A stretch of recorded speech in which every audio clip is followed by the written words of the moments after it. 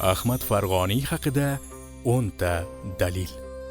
Ahmad Farg'oniy 797-yili Farg'ona vodiysining Quva qishlog'ida tug'ilgan. Yer dumaloq shakldaligi, yilning eng qisqa va eng uzun kunlari 23-dekabr va 22-iyunga to'g'ri kelishi Quyoshda dog'lar borligini ilmiy yo'llar bilan isbotlab bergan.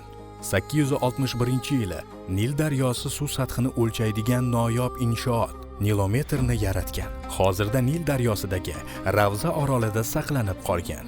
Mazkur suv o'lchagichdan Asvan to'g'oni qurilishida ham foydalanilgan.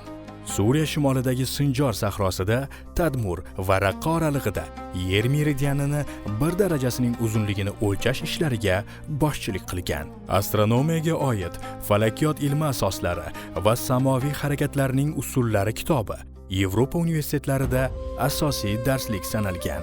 Osmon jismlarining kenglik va uzunlikdagi o'rinlarini aniqlash uchun ishlatilgan qurilma astrolobning tuzilishi va qo'llanilishini to'liq bayon qiluvchi ilk asar astrolobni qo'llash haqida kitobni yaratgan. 12-asrdayoq ispan olimlari Kremonlik Gerardo, Sevillalik Juan Farg'oniyning falakiyot ilmi asoslari va samoviy harakatlarining usullari kitobini arabchadan lotin tiliga tarjima qilgan. Ahmad Farg'oniy Yevropada Alfraganus nomi bilan tanilgan.